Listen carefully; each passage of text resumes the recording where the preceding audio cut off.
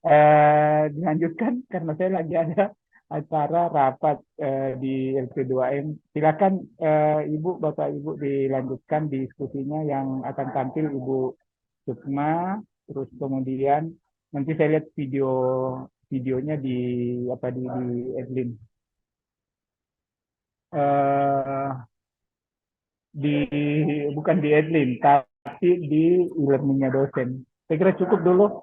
Saya lanjut dulu rapat Bapak Ibu sekalian. Silakan dilanjutkan pengkajiannya model Azure. Dilanjut Ibu Sukma ya. Ya, Pak. Oke deh. Iya iya iya. Oke. Sudah bisa dimulai, Pak. Sudah kedengaran juga suara. Warahmatullahi wabarakatuh. Waalaikumsalam Warahmatullahi wabarakatuh. Alhamdulillahi wa kafa, salatan wa salaman ala nabihil mustafa wa ala alihi ahlil huda wa tuqa. Rabbi syrah li sadri wa yassir li amri wa hlul 'uqdatam min lisani yafqahu qawli. Alhamdulillah wa syukurillah. Waalaikumsalam warahmatullahi. Pada hari ini kita bisa mengikuti Zoom meeting dengan mata kuliah desain dan produksi media pembelajaran PAI. Dan pada hari ini kita akan mengikuti presentasi dari kelompok 5 dengan judul presentasinya adalah desain media pembelajaran model Azure.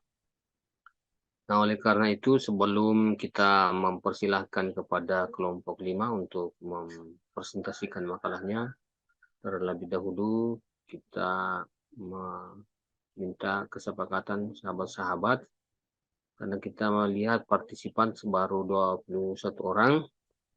Berarti masih ada teman-teman yang belum bergabung. Apakah kita sepakat untuk memulai presentasinya? Yang hadir sekarang 26, ada izin 2, Pak. Jadi 28, berarti sekitar 2 orang yang belum masuk. Iya, baik.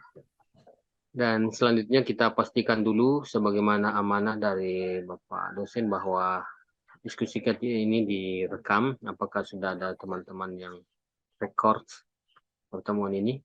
Iya, Pak. Saya sudah rekam, Pak. Alhamdulillah. Terima kasih Bu Ami. Kalau Sama-sama. begitu sudah bisa kita mulai ya. Bismillahirrahmanirrahim. Presentase tentang judul makalah desain media pembelajaran model Azure. Ini adalah sebuah tema yang sangat menarik. Sebuah model pembelajaran, kita lihat namanya model Azure. Saya kira ini adalah akronim ya, sebuah singkatan dari langkah-langkah, awal kata dari langkah-langkah yang akan dijelaskan oleh pemakalah tentang sebuah model pembelajaran yang sangat menarik. Dan untuk mengefisienkan waktu, kita persilahkan sepenuhnya kepada kelompok 5 untuk mempresentasikan makalahnya. Kepada pemateri, saya persilahkan. Baik, terima kasih atas kesempatan yang diberikan.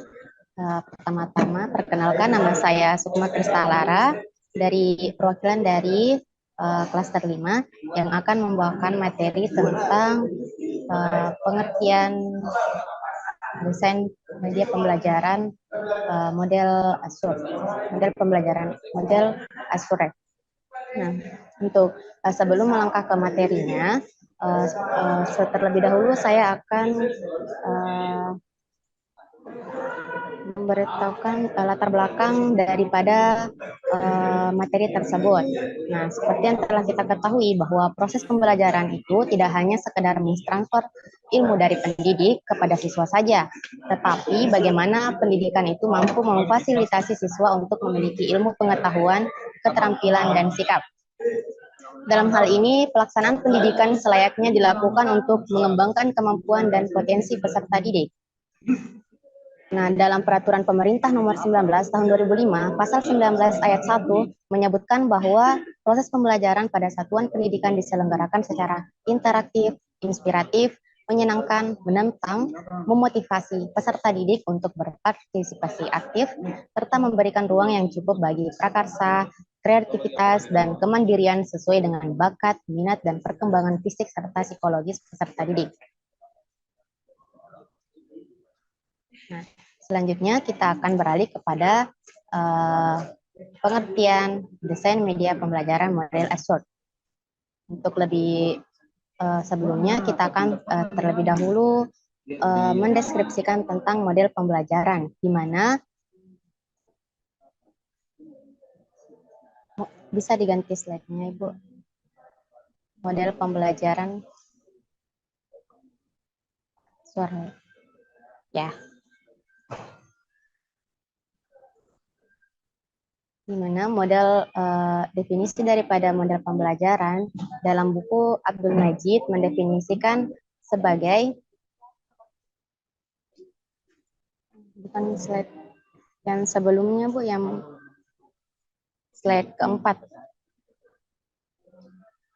Ya.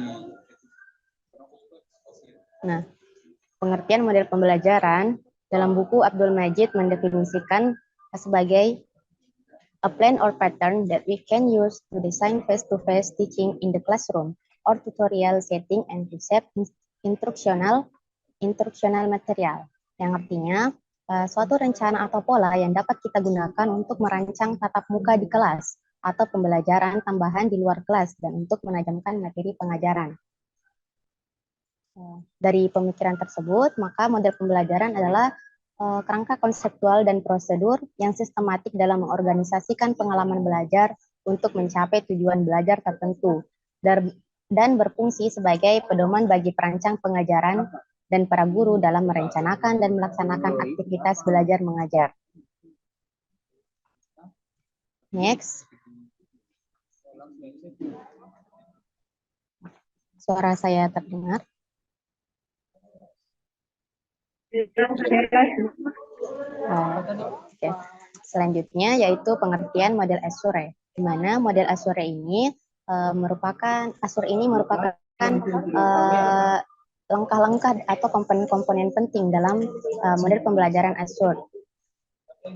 Assured ini singkatan dari komponen-komponen daripada langkah-langkahnya nanti untuk pembelajaran tersebut. Nah, menurut Afandi dan Badarudin, model Assured ini merupakan suatu model yang merupakan sebuah formulasi untuk kegiatan belajar mengajar atau sering disebut juga model yang orientasinya kelas. Model Assured ini salah satu petunjuk dan perencanaan yang dapat membantu untuk bagaimana cara kita merencanakan, mengidentifikasi, menentukan tujuan, memilih metode dan bahan serta evaluasi pembelajaran. Lebih lanjut yaitu menurut Smaldino dan kawan-kawan, model Assured ini pada aplikasinya berusaha memadukan penggunaan teknologi dan media di ruang kelas. Jadi terintegrasi antara teknologi dan media di ruang kelas. Dengan demikian, model Assured merupakan salah satu model pembelajaran yang sistematik yang terintegrasi dengan teknologi dan media yang lebih efektif dan bermakna untuk peserta didik. Baik, itulah tadi presentasi yang sempat saya bawakan. Saya kembalikan kepada moderator. Baik, terima kasih kepada Bu Sukma Kristalara terhadap pemaparannya terkait dengan pengertian model Assured, dan selanjutnya kita persilakan kepada materi kedua untuk melanjutkan pembahasan makalah kelompok ini. Ya, terima kasih banyak atas kesempatan yang diberikan oleh moderator. Baiklah, saya akan melanjutkan pemaparan materi terkait langkah-langkah desain model Assured. Dalam langkah-langkah desain model Assured di sini terdapat 6 langkah. Yang pertama yaitu analyze learner, menganalisis karakteristik peserta didik. Yang kedua, state standard and objective, yang artinya menetapkan standar dan tujuan pembelajaran. Yang ketiga, select strategies, teknologi, media, and materials, memilih strategi, teknologi, media, dan bahan ajar. Kemudian yang keempat, utilize technology, media, and materials, menggunakan teknologi, media, dan bahan ajar. Yang kelima, require learner participation, mengaktifkan keterlibatan peserta didik. Dan yang terakhir yaitu evaluate and revise, mengevaluasi dan merevisi. Baiklah, langkah yang pertama yaitu analyze learner, menganalisis karakteristik peserta didik. Jadi di sini pada langkah pertama ini guru diharapkan dapat menganalisis karakteristik peserta didik, di mana yang dapat dianalisis yang pertama adalah karakteristik umum, kemudian kemampuan awal dan gaya belajar. Karakteristik umum yang dianalisis di sini seperti jenis kelamin, tingkat perkembangannya, budayanya, faktor sosial ekonomi, dan lain-lain. Yang kedua yaitu kemampuan awal. Jadi di sini guru diharapkan dapat menganalisis kemampuan awal peserta didik dengan cara memberikan pertanyaan pemantik atau pretest kepada peserta didik untuk mengetahui kemampuan awal yang dimiliki oleh peserta didik. Kemudian gaya belajar. Gaya belajar di sini kita dapat lihat apakah peserta didik tersebut memiliki gaya belajar visual, audio, atau kinestetik.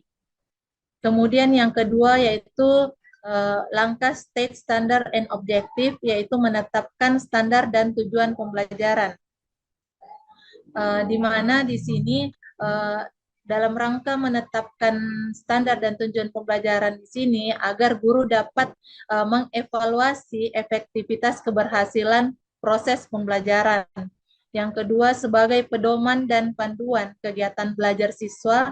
Yang ketiga, membantu dalam mendesain sistem pembelajaran. Dan yang keempat, sebagai kontrol dalam menentukan batas-batas dan kualitas pembelajaran. Di sini ada beberapa hal yang perlu diperhatikan dalam membuat tujuan pembelajaran, yaitu yang pertama A, B, C, and D. A di sini yaitu audience, kemudian B behavior, C condition, dan D degree. Jadi ketika guru membuat tujuan pembelajaran, maka guru tersebut harus memperhatikan 4 hal tersebut, yaitu audience, behavior, condition, and degree.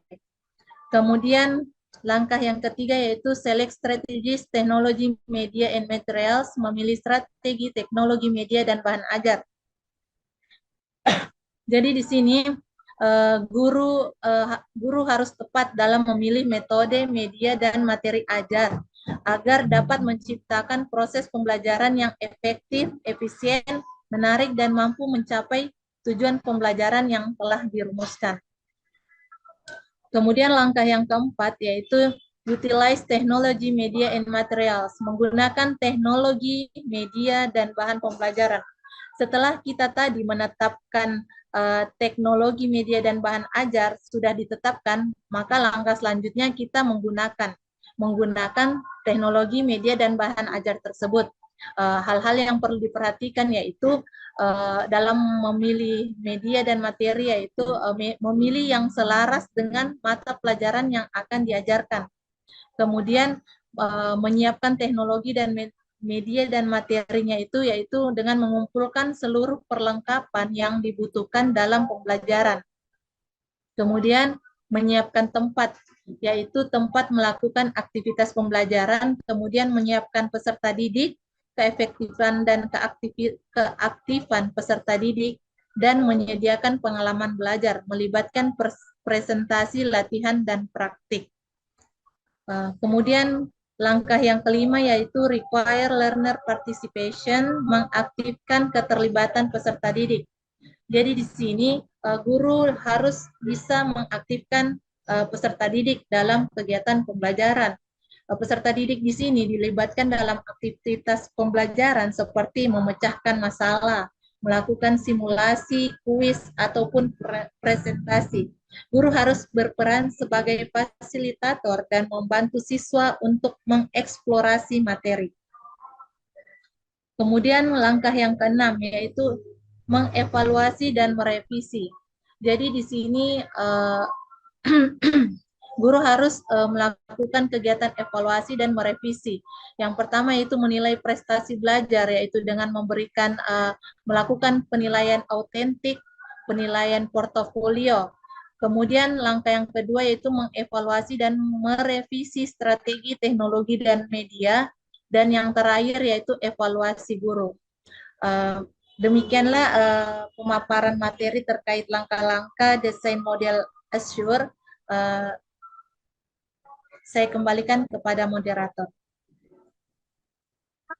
Baik, terima kasih Ibu Syarifah Asilah yang telah memaparkan tentang langkah-langkah model pembelajaran Azure. Jadi dijelaskan sangat sistematis, ada 6 step yang harus kita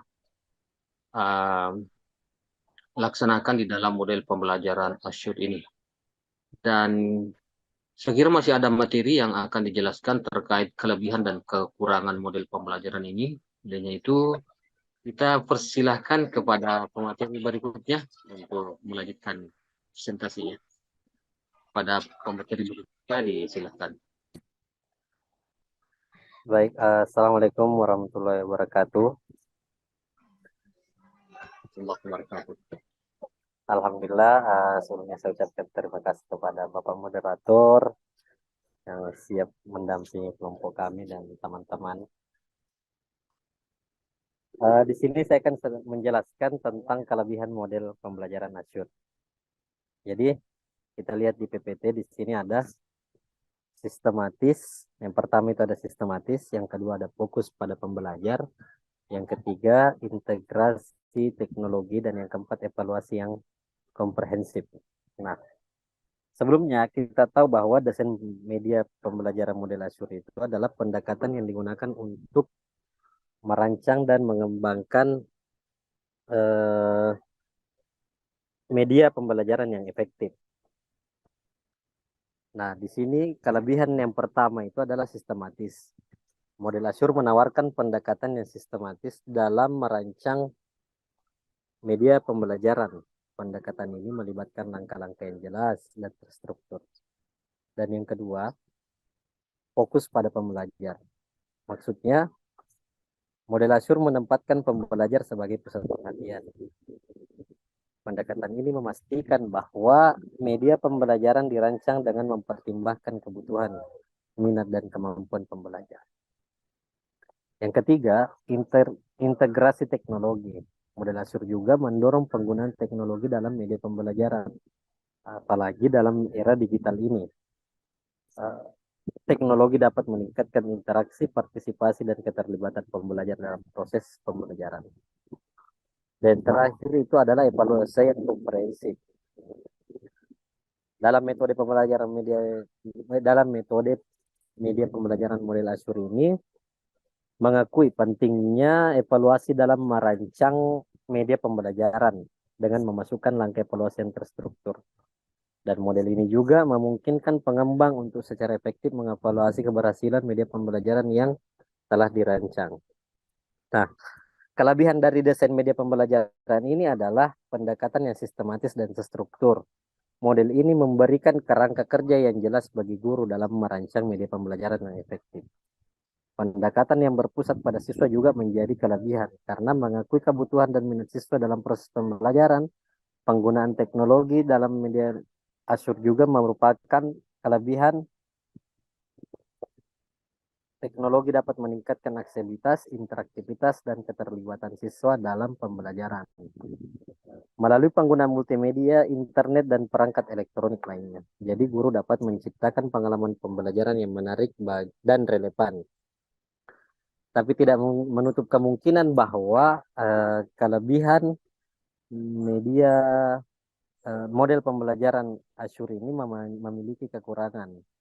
Kan tetapi di sini juga nanti dijelaskan oleh teman kelompok kami, Pak Samsul mungkin akan menjelaskan tentang kelemahan, kekurangan atau kelemahan dari media pembelajaran model Azure ini. Jadi mungkin seperti itu teman-teman. Jadi saya kembalikan kepada moderator. Baik, terima kasih Pak Sulfajri Amiruddin. Terima kasih Pak Ustaz atas penjelasannya terkait kelebihan model Azure. Ada tadi 4 kelebihannya yang dijelaskan oleh Pak Ustaz Sulfajri. Namun tadi disampaikan bahwa model pembelajaran ini juga memiliki kelemahan atau kekurangan. Dan langsung saja kita persilahkan ke pemateri berikutnya untuk memaparkan kepada kita terkait dengan kelemahan model pembelajaran Azure ini. Kepada Pak Samsul, Pak Ustaz Samsul dari Sulawesi Barat, kita persilahkan dengan hormat. Baik, terima kasih oleh moderator. Bismillahirrahmanirrahim. Assalamualaikum warahmatullahi wabarakatuh. Rabbi syrahli sadri wa yassir li amri wahlul 'uqdatam min lisani yafqahu qawli. Yang saya hormati oleh moderator, rekan-rekan mahasiswa pasca sarjana YN Parepare, yang tentunya hari ini dan merupakan kesyukuran kita untuk bisa bertemu dalam Zoom ini, walaupun tadi memang ada sesuatu hal yang sempat kita tertunda, tetapi oleh karena salah satu modal bagi saudara-saudara kita, khususnya ketua kelompok kita atau kelas kita mampu mengatasi ini, karena di mana ada pengesahan yang namanya teknologi. Untuk itu tentunya salam dan salawat kita curahkan pada baginda Nabi Muhammad SAW.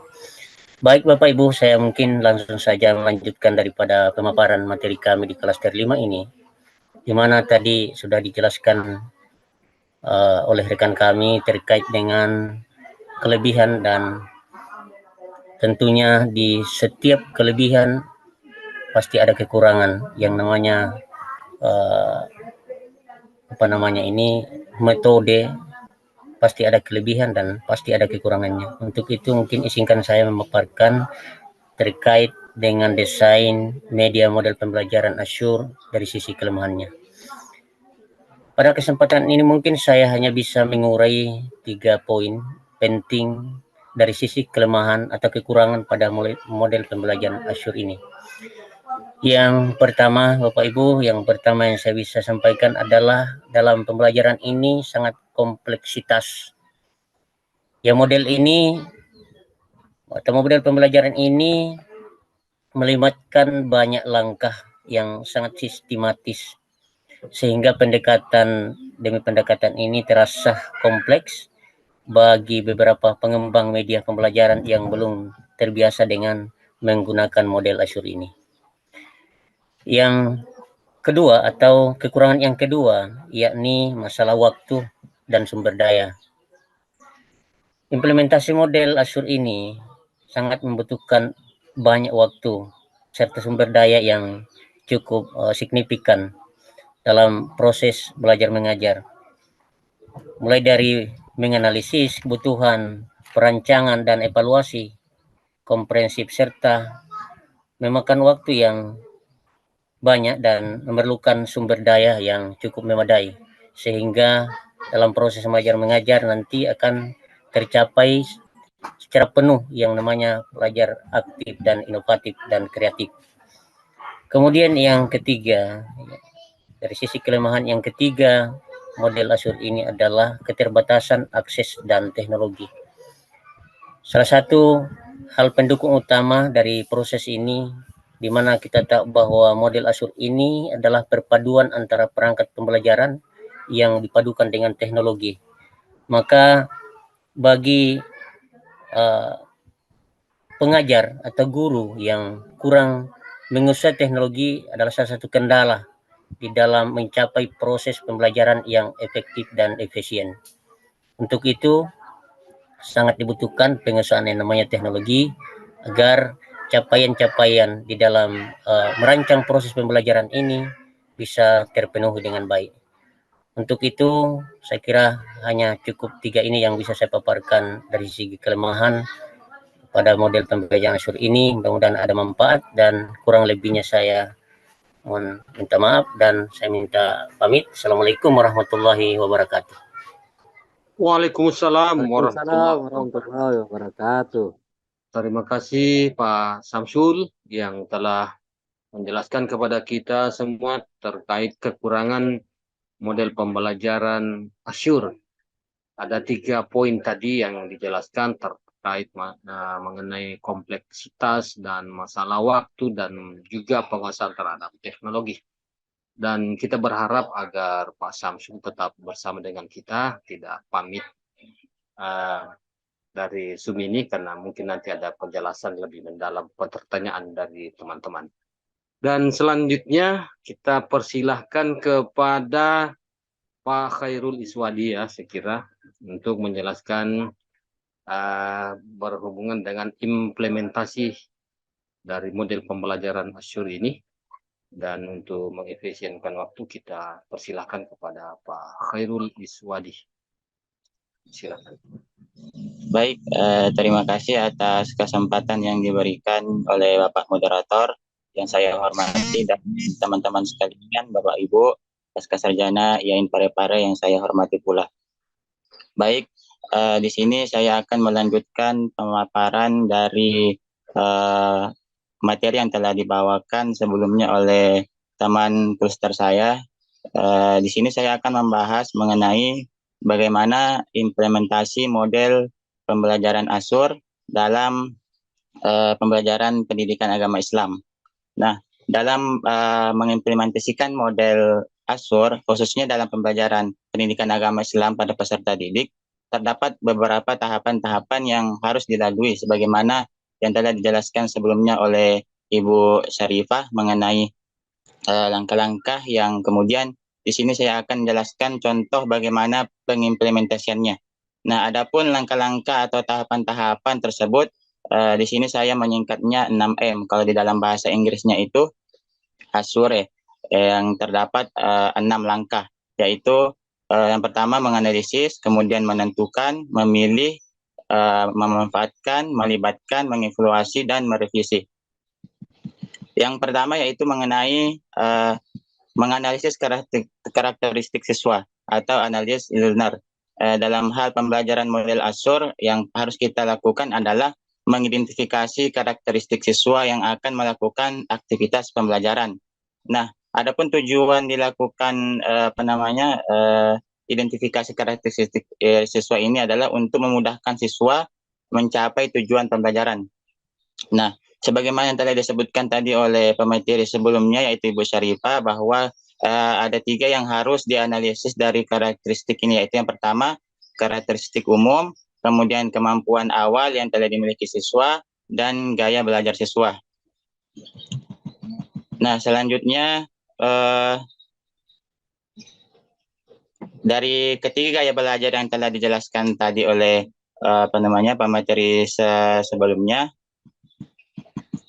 cocok untuk kita gunakan dalam pembelajaran pendidikan agama Islam karena siswa perlu yang pertama mendengarkan atau audio dan melihat atau visual dengan serius penjelasan dari guru atau media audiovisual lainnya mengenai contoh dalam mata pelajaran. Nah, kami di sini mengambil mata pelajaran sejarah Islam tentang perjalanan sejarah Islam pada zaman dahulu, sedangkan gaya belajar kinestik atau mencoba memerankan atau membuat drama tentang gaya kehidupan atau perjuangan umat Islam zaman dahulu, sehingga siswa di sini benar-benar paham dan mengerti dan dapat menceritakan kembali sejarah peradaban Islam pada zaman dahulu.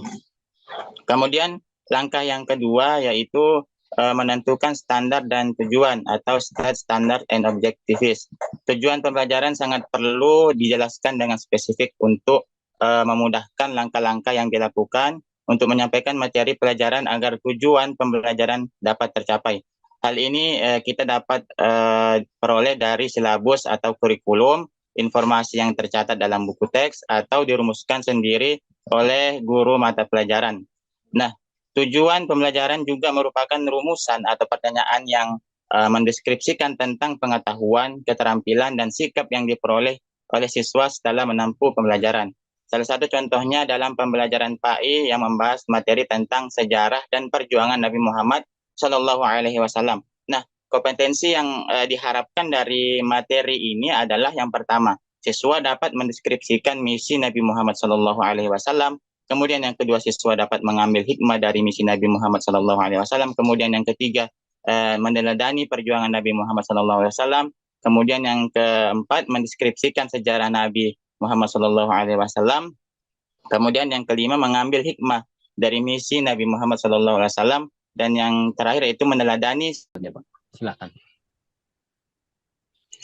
Baik, Bismillah. Di sini saya akan melanjutkan materi yang sebelumnya sempat terkendala. Kita masuk ke langkah ketiga, yaitu memilih metode, media, dan bahan ajar, atau dalam bahasa Inggrisnya select metode, media, and materials. Nah, ketiga komponen ini, metode atau strategi, teknologi atau media, dan bahan ajar, memiliki peranan penting dalam membantu siswa untuk mencapai kompetensi atau tujuan pembelajaran yang telah ditetapkan. Hal tersebut sesuai dengan yang dijelaskan oleh Beni dalam bukunya, bahwa dalam langkah ini guru harus pintar untuk memilih metode, kemudian memilih media dan bahan ajar yang sesuai untuk siswa. Kesesuaian ini dapat dilihat dari karakteristik siswa. Kesesuaian dalam memilih dapat mempengaruhi keefektifan, efisien, dan daya tarik siswa dalam belajar. Nah, dalam menyusun perencanaan metode, media, dan materi yang akan digunakan dalam proses pembelajaran secara sistematis dan struktur, pada langkah ini ketetapan guru dalam memilih metode, media, dan materi ajar sangat dibutuhkan demi menciptakan pembelajaran yang efektif, efisien, menarik, dan mampu mencapai tujuan pembelajaran yang telah dirumuskan sebelumnya. Jika kita merujuk pada ARCS atau Attention, Relevant, Confident, and Satisfaction, maka strategi yang akan dipilih dalam perencanaan pembelajaran pendidikan agama Islam dengan materi sejarah Islam adalah strategi yang berpusat pada pembelajar atau student center learning, yang mana siswa lebih aktif dalam pembelajaran. Kemudian teknologi yang digunakan adalah menggunakan teknologi audiovisual dengan memutarkan film mengenai perjuangan Rasulullah SAW dan para sahabatnya. Sementara itu, media yang digunakan dalam pembelajaran ini adalah media audio visual serta menggunakan media kartu dengan menampilkan masing-masing karakter dalam kartu tersebut seperti sahabat terkecuali Rasulullah SAW. Kemudian langkah yang keempat yaitu memanfaatkan metode, media, dan bahan ajar atau utilize metode, media, and material. Sebelum memanfaatkan metode, media, dan bahan ajar yang sudah ditetapkan, maka sebaiknya dilakukan langkah-langkah seperti mengecek apakah masih layak pakai atau tidak bahan ajarnya. Kemudian mempersiapkan bahan ajar, menyiapkan lingkungan belajar, mempersiapkan pembelajar, menyediakan pengalaman belajar yang berpusat pada pelajar dan pembelajar atau teacher and student center learning. Dalam pembelajaran PAI materi sejarah Islam, media teknologi yang digunakan adalah media televisi atau audiovisual dengan memutarkan film sejarah perjuangan pada zaman Nabi Muhammad SAW dan para sahabatnya. Kemudian dengan menyediakan tempat yang nyaman untuk siswa agar bisa menyaksikan sejarah perjuangan Nabi SAW dan sahabatnya, serta ditambah dengan mendengarkan penjelasan tambahan dari guru dengan menggunakan media kartu yang menampilkan peran dari masing-masing yang telah diceritakan oleh guru.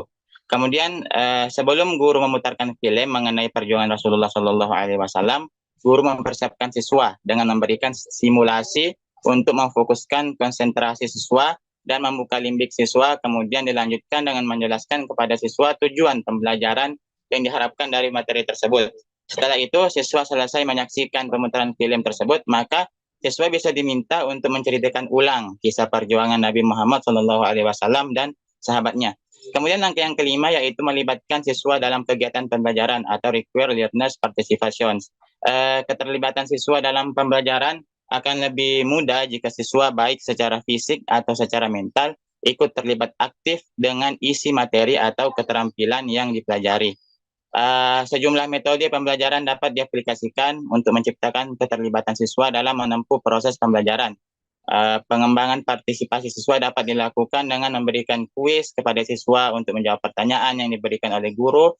Selain itu, dalam mata pelajaran PAI Sejarah Islam, maka guru dapat membagi sebuah kelompok di dalam kelas dan meminta siswa untuk membuat sebuah drama mengenai kisah perjuangan Nabi Muhammad SAW dan sahabatnya sesuai dengan tema yang ada, serta siswa juga dapat diminta untuk mengaplikasikan semangat perjuangan Nabi Muhammad SAW khususnya di zaman sekarang ini. Nah, langkah yang terakhir yaitu mengevaluasi dan merevisi program pembelajaran atau evaluate and revisi.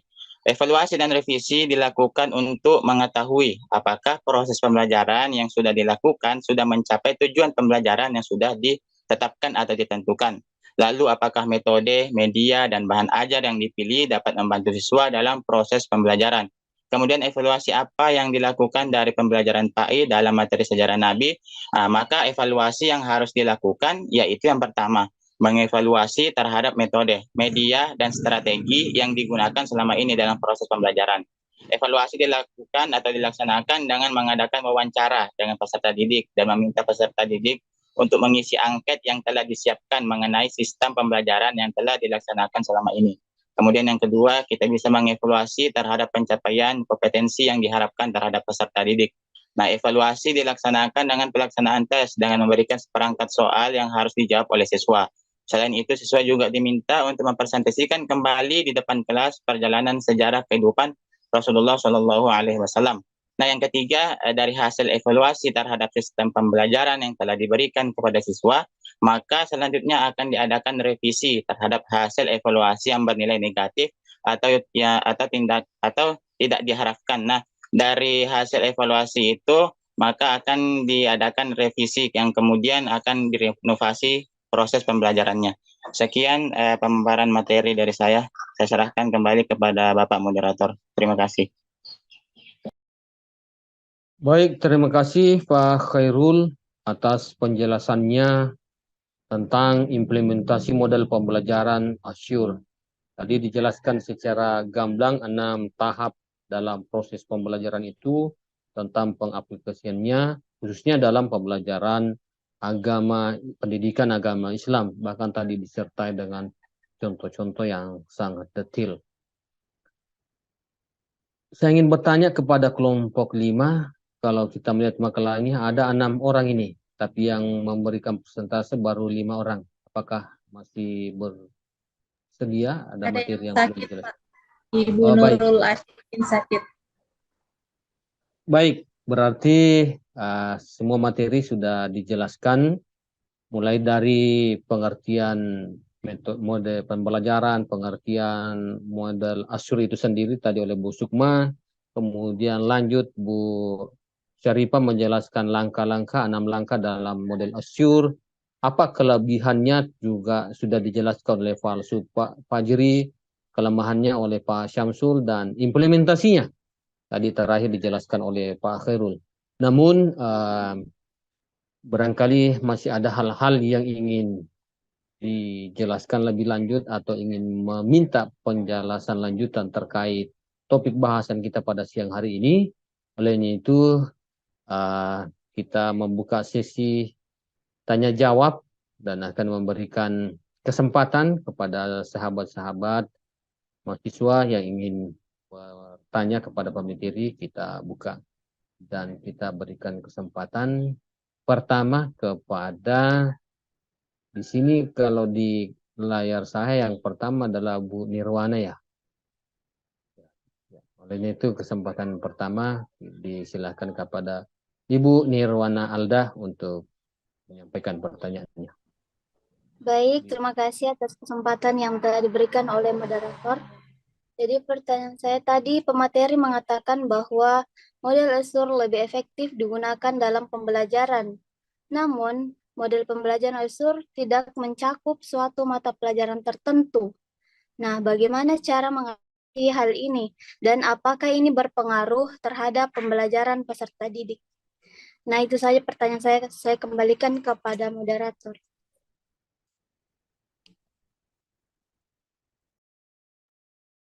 Baik, Ibu Nirwana, pertanyakan tentang efektivitas model pembelajaran Azure ini untuk mata pelajaran tertentu itu tidak relevan atau tidak efektif. Nah, bagaimana itu?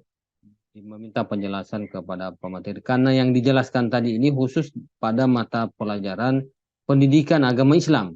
Nah, menurut Bu Nirwana Alda, bagaimana penerapannya terhadap mata pelajaran tertentu? Apakah ada perbedaan atau bagaimana?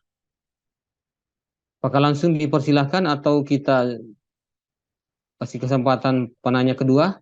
Bu Sutriani. Kita persilahkan saya dulu. Silakan Bu Sutriani.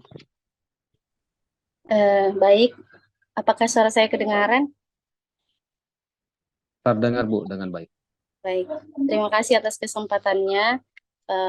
Dan pertanyaan saya, tadi kan telah dijelaskan bahwa model Azure itu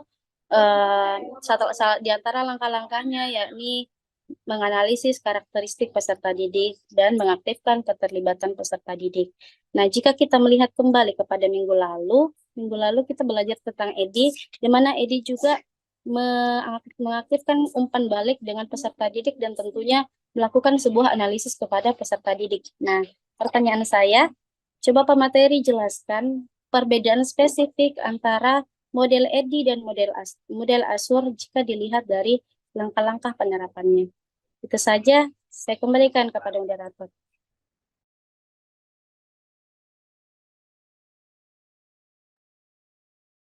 Masih ada Pak Asrudi yang raise hand ini, jadi kita supaya fair ini kita kasih 3 kesempatan penanya.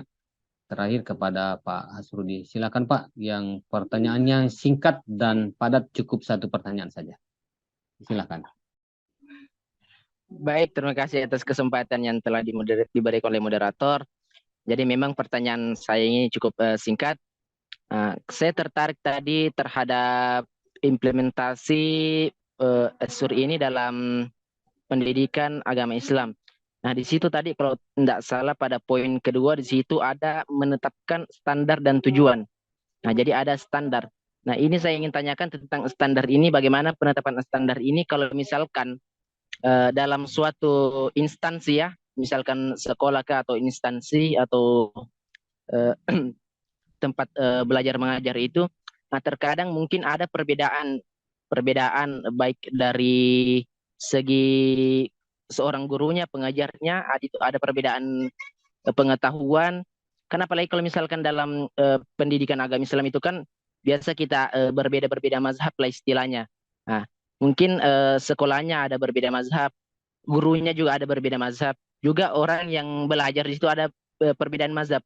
Jadi kira-kira bagaimana penetapan standar kita yang dipakai dalam masalah tersebut? Baik, terima kasih. Saya kembalikan kepada moderator. Baik, terima kasih Pak Asrudi. Sebuah pertanyaan yang cukup menarik tentunya ini. Dan kita persilakan kepada pemateri untuk menjawab pertanyaan pertama dari Ibu Aldah terkait efisiensi implementasi pembelajaran model pembelajaran Azure ini pada mata pelajaran yang lain. Apakah ada perbedaan dengan pembelajaran PAI? Pada kelompok 5 disilakan untuk menjawab pertanyaan dari Bu Nirwana Aldah. Tapi Pak, saya mencoba menjawab dulu pertanyaan dari Ibu Sutriani. Baik, silahkan kalau begitu Bu Syarifah untuk menjawab pertanyaan kedua. Disilahkan. Ya, pertanyaan dari Ibu Sutriani tadi pada langkah-langkah model pembelajaran Azure, di mana Ibu Sutriani mengatakan bahwa dalam langkah-langkah model pembelajaran Azure ini memiliki kesamaan dengan langkah-langkah pada model pembelajaran EDI. Jadi Ibu Sutriani meminta perbedaan yang spesifik dari kedua model pembelajaran tersebut. Jadi di sini ada beberapa perbedaan terkait langkah-langkah pada kedua model pembelajaran ini. Yang pertama kita bisa lihat dari struktur dan pendekatannya, di mana EDI ini lebih memiliki 5 fase yang mencakup analisis, desain, pengembangan, implementasi, dan evaluasi. Pendekatan ini lebih linear dan terstruktur. Kalau pada pembelajaran Azure, ini lebih bersifat siklus yang dapat digunakan secara berulang-ulang untuk meningkatkan pengajaran, dan dalam merencanakan pembelajarannya itu ini lebih berfokus kepada media. Kalau Azure-nya itu berfokus kepada media, penggunaan media dan materi yang tepat untuk mencapai tujuan pembelajaran. Sedangkan EDI di sini fokusnya pada analisis terhadap kebutuhan pembelajaran dan pengembangan bahan ajar. Kita ketahui bahwa kemarin model EDI tidak membahas kepada penggunaan media. Namun pada model Azure ini mengarah fokus kepada penggunaan media dan teknologi yang digunakan untuk mencapai tujuan pembelajaran. Kemudian terlihat dari partisipasi siswa bahwa EDI ini memperhitungkan partisipasi siswa tidak secara eksplisit ditekankan dalam model EDI, namun pada Azure ini partisipasi siswa ini menjadi komponen penting dalam pengajaran dan menekankan pada tahap yang kelima tadi, yaitu require learner participation, mengaktifkan keterlibatan peserta didik. Ya, mungkin cukup untuk saat ini. Saya kembalikan kepada moderator. Baik, terima kasih Bu Syarifah atas jawabannya. Bagaimana Bu Sutriani, apakah jawaban dari Bu Syarifah ini sudah memberikan gambaran perbedaan terhadap perbedaan model EDI dan model Azure ini? Bagaimana Bu Sutriani? Baik, terima kasih atas jawabannya. Saya rasa jawabannya sudah cukup jelas dan mudah saya pahami. Saya kembalikan kepada moderator. Alhamdulillah, terima kasih Bu Sutriani atas respon terhadap jawaban Bu Syarifah. Dan kalau begitu kita melangkah ke pertanyaan berikutnya. Apakah ada pemateri yang ingin menjawab pertanyaan Bu Alda atau pertanyaan dari Pak Hasrudi? Silakan. Tapi Pak, saya ingin menjawab pertanyaan dari Pak Hasrudi. Iya, tafadhal, silakan Pak Khairul Suwandi. Mungkin bisa tapi Pak mungkin bisa diulangi pertanyaannya. Baik, untuk pertanyaan Pak Hasrudi itu terkait tahap menentukan standar dan tujuan pembelajaran. Pak Hasrudi mempertanyakan bagaimana penerapan state menetapkan tujuan pembelajaran pada suatu lembaga atau institusi tertentu. Apa patokannya, apa ukurannya untuk menentukan tujuan pembelajaran pada lembaga-lembaga tertentu, misalnya yang menganut paham atau aliran yang berbeda dengan institusi lembaga yang lain. Nah, bagaimana menentukan tujuan pembelajaran? Apa ukurannya? Kira-kira begitu Pak Khairul. Baik, bismillah, saya mencoba menjawab pertanyaan yang diberikan oleh Pak Hasrudi sesuai dengan kemampuan saya, bahwa dalam menentukan standar dan tujuan pembelajaran pada institusi yang mungkin berbeda mazhab, itu sebagaimana yang kita ketahui bahwa dalam menentukan standar dan tujuan itu kita harus memperhatikan dulu, atau kita bisa peroleh dari silabus atau kurikulum yang telah ada pada institusi tersebut. Misalnya di sekolah Muhammadiyah, mohon maaf mungkin seperti sekolah-sekolah Muhammadiyah, tentunya dalam menentukan standar dan tujuan pembelajaran di sekolah-sekolah Muhammadiyah, tentu dia berpatokan pada mazhab yang dianutnya. Seperti contohnya kemarin ada anak guru saya yang sekolah di sekolah Muhammadiyah, kebetulan dia itu NU. Nah, standar yang dipakai di sekolah Muhammadiyah yaitu sesuai dengan mazhabnya. Seperti contoh pembacaan surah Al-Fatihah, kan kalau di NU itu Allahu Akbar kabirah, kalau di Muhammadiyah itu Allahumma ba'id, dan seterusnya. Nah, yang dipakai di situ Allahumma ba'id di Muhammadiyah. Tentunya siswa yang sekolah di sana harus mengikut sesuai dengan kurikulum yang telah dirumuskan atau yang telah direncanakan di instansi tersebut. Mungkin seperti itu jawaban saya. Bisa mungkin Baik, terima kasih Pak Khairul. Saya kira ini jawabannya jelas bahwa dalam menentukan standar dan tujuan pembelajaran itu, seorang guru harus berpatokan kepada silabus lembaga. Di lembaga atau institusi pendidikan itu sudah mempunyai silabus. Nah, standarnya itu dirumuskan dari situ. Bagaimana Pak Hasrudi? Baik, terima kasih. Cuman masih ada sedikit yang ingin saya sampaikan bahwa begini. Nah, Ya. jadi mungkin problem misalkan seorang pengajar ya, kalau memang standar pengajar dalam artian apa yang pengajar itu yang pernah dia pelajari dengan instansi yang dia tempati. Jadi kalau misalkan berbeda, perlu seorang guru itu belajar lagi karena itu nanti yang ditetapkan standar itu adalah sesuai dengan yang ada di instansi. Kemudian yang sebenarnya ingin juga saya ketahui ini sedikit saja bahwa tadi kan sudah juga dijelaskan tadi bahwa mungkin ada saja mahasiswa yang mungkin berbeda. Kira-kira kalau misalkan tadi dalam bacaan misalkan Allah Akbar kabira, kira-kira kalau misalkan disuruh praktik sholat, kemudian orang yang NU ini ya, dia pakai tetap Allah Akbar kabira, kira-kira apakah diberi keringanan atau memang pokoknya harus Allahumma baik nih? Karena kan sebenarnya perbedaan wajar. Jadi kira-kira, nah itu tadi standarnya, apakah pokoknya harus mengikuti standar sesuai dengan silabus atau mungkin ada keringanan bagi orang yang berbeda mazhab? Terima kasih. Saya bisa tambahkan sedikit, Pak. Ya, silakan Pak Sul Fajri. Ini ahli fikih ini saya rasa bisa memberikan bagaimana perbedaan dalam praktek ibadah, misalnya ada hal-hal yang bertentangan dengan peserta didik. Ada pengalaman mungkin Pak, silakan.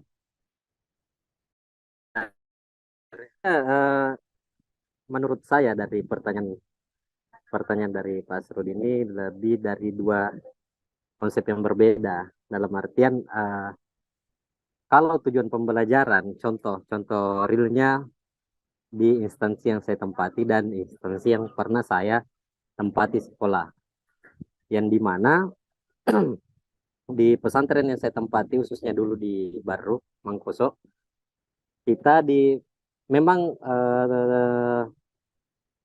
di sana terdapat dua kurikulum Pak, dan termasuk pesantren yang saya tempati sekarang juga dua kurikulum. Dalam artian apa? Memang ada kurikulum kepesantrenan dan ada kurikulum sekolah yang dimana silabusnya itu yang kadang sudah ditentukan oleh Kementerian Pendidikan. Sedangkan kurikulum kepesantrenan itu sendiri disusun dan dirancang sendiri oleh instansi tersebut. Sama dengan halnya di sini. Jadi persoalan mazhab, khususnya kita, itu tidak mencakup, tidak ada pertentangan bahwa harus mempelajari baik itu mazhab ini, dan lain-lain. Tapi contoh tadi yang dipaparkan oleh Pak Heruli Swadi bahwasanya ada yang memakai, apalagi di sini kan mayoritas Muhammadiyah, ada yang memakai Allah mabaik, baik ini mabaik, ada yang pakai Allah Akbar kabira. Akan tetapi di guru yang ada di pesantren, khususnya kita di sini, itu menerima semuanya karena tidak ada penyalahan atau menyalahkan bahwa ini salah atau ini benar. Akan tetapi itu semua diterima karena punya dalil yang kuat, sama-sama punya dalil yang sama kuat. Dalam artian tidak ada yang disalahkan, tapi tetap dipelajari. Persoalan anak-anak atau hasil dari pembelajaran, kita mengajarkan tetap, apakah kita mengajarkan sebagai NU Allah berkabira, kita seorang Muhammadiyah mengajarkan Allah baik, itu anak-anak mau memakai Allah baik atau Allah berkabira itu tidak membedakan itu mazhabnya siapa. Jadi tetap bisa dipakai semua seperti itu. Sama, jadi lebih baratnya kalau rata-rata pesantren itu yang tidak dominan, tidak menampakkan bahwa ini pesantren Muhammadiyah atau ini pesantren itu tidak menampakkan bahwa kita Muhammadiyah. Akan tetapi sama seperti di Mangkoso itu kita memakainya Ahlus Sunnah wal Jamaah moderat. Dalam artian Ahlus Sunnah wal Jamaah moderat itu ya di mana kaki berpijak di situ langit dijunjung. Contoh semisal saya masuk di kalangan Muhammadiyah misalnya. Apakah saya memprotes ketika mereka tidak membaca basmalah atau tidak kunut dan lain-lain? Tidak, karena kita mengikut ke mayoritas mereka. Apakah ada yang menyalahkan hal itu Pak? Tidak ada, karena kita berada di mayoritas itu. Akan tetapi guru tak bilang kalau kita sendiri ya pakai paketa, dalam artian pakai apa yang kita pakai itu yang kita Tapi kalau dalam metode pembelajaran kita mengikut instansi, yang dimana instansi itu sudah menerapkan kurikulum kepesantrenan. Ketika kurikulum kepesantrenan menerapkan bahwa kita pakai bacaannya ini dan siswa memakai bacaan ini Muhammadiyah, kita kembali ke dasar apa yang kita pakai, dalam artian apakah ada penyalahan, dalam artian disalahkan atau tidak, itu tetap kita toleransi bahwa itu tetap dipakai. Walaupun itu misalnya dari kalangan Muhammadiyah. Kalau misalnya kita dari Muhammadiyah memakai Allah Akbar kabira, itu tetap disahkan. Tidak ada unsur kayak masalahnya disalahkan bahwa tidak boleh memakai ini. Karena instansi kepesantrenan, instansi dari tempat kita bekerja hanya menerapkan kurikulum kepesantrenan, tidak menetapkan bahwa harus menggunakan bacaan seperti ini. Mungkin seperti itu tambahan sedikit saya, Pak Ustaz. Baik, terima kasih Pak Sul Fajri Amiruddin. Cukup jelas saya kira bahwa terkait masalah standar dan penentuan tujuan pelajaran kita berpedoman kepada silabus. Nah, begitupun dalam evaluasi dan revisi misalnya kita tetap berpedoman itu. Tapi dalam hal setelah kita mengajarkan kepada siswa atau santri dalam hal amaliyahnya itu kita harus bertoleransi, guru harus bertoleransi, memberikan kesempatan kepada siswa. Silahkan mau praktekkan yang mana, la ikraha fiddin ya, kira-kira bahasanya Pak Sul Fajri begitu tadi. Tidak ada paksaan, tidak boleh kita memaksa harus mengamalkan yang ini. Tapi dalam hal standar dan tujuan pembelajaran tentu kita harus berpedoman kepada silabus, dan bagaimana tingkat pengetahuannya, apakah bisa diterima oleh santri itu dievaluasi berdasarkan tujuan pembelajaran yang telah kita tetapkan. Saya kira jelas ya Pak Hasrudi, dan masih ada satu pertanyaan dari Ibu Nirwana Alda ini terkait masalah efisiensi penerapan model pembelajaran Asyur ini untuk mata pelajaran tertentu. Apakah efektif untuk seluruh mata pelajaran atau ada perbedaan penerapannya dengan mata pelajaran PAI? Disilahkan kepada pemateri.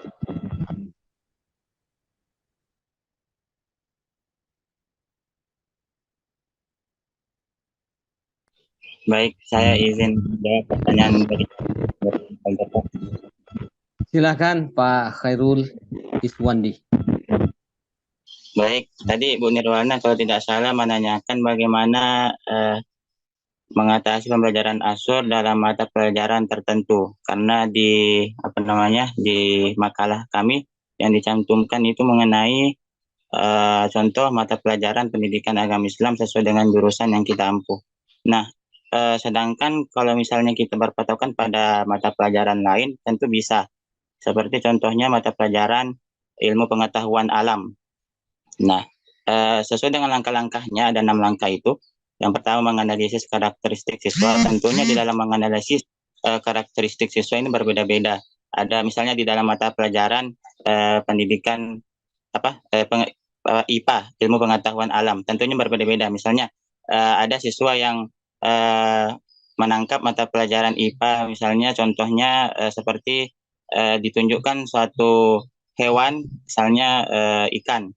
Tentunya siswa di sini karakternya dalam memahami ikan itu berbeda-beda. Ada yang hanya melihat ikan itu langsung dia tahu, kemudian ada yang mengamati bagaimana ikan tersebut, kemudian ada juga yang dengan melihat air saja tentunya dia tahu pasti kalau ada air ada ikannya. Kemudian yang kedua, menentukan standar dan tujuan. Nah, di dalam menentukan standar dan tujuan tentunya di dalam mata pelajaran IPA tentunya juga ada standar yang sudah ditentukan di dalam silabus. Kemudian memilih metode, media, dan bahan ajar. Nah, tentunya di dalam memilih metode, kita sebagai misalnya guru IPA tentunya tahu bagaimana metode yang bagus digunakan dalam mata pelajaran IPA. Kemudian media apa yang bagus digunakan, seperti tadi misalnya ada siswa yang melihat tentunya dengan menggunakan audio. Kalau melihat media visual, kalau mendengarkan berarti audio.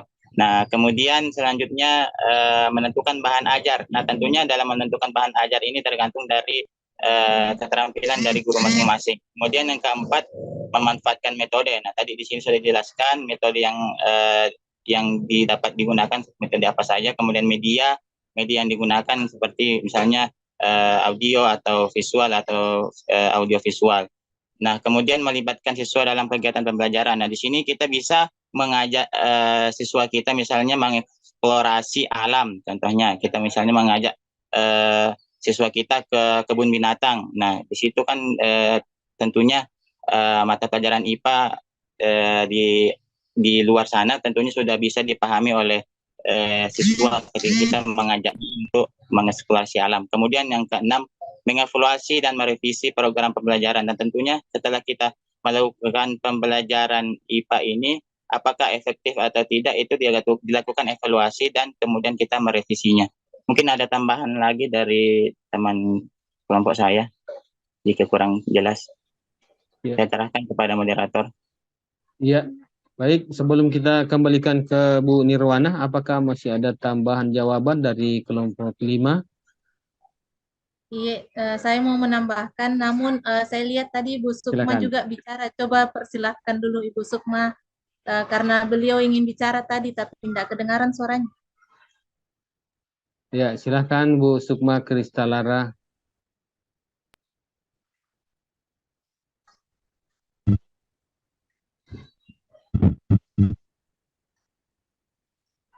Sepertinya masih ada kendala koneksi dengan Bu Sukma. Halo? Tidak ada suara Kita saya.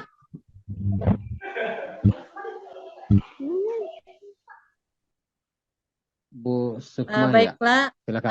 saya mencoba menambahkan, saya sangat sependapat dengan jawaban dari teman saya Pak Khairul Iswandi yang mengatakan bahwa model pembelajaran Assure ini bisa diterapkan pada semua mata pembelajaran, semua berbagai disiplin ilmu, baik itu sains, matematika, IPA, dan lain-lain. Di mana ketika kita menerapkan model ini tetap memperhatikan 6 langkah tersebut, baik itu seumpama misalnya mata pelajaran matematika, kita tetap menerapkan 6 langkah tersebut, yaitu yang pertama seperti analisis. Di sini tetap pada pembelajaran matematika itu kita tetap melakukan analisis terhadap karakteristik peserta didik. Misalnya kita melakukan pretest untuk mengetahui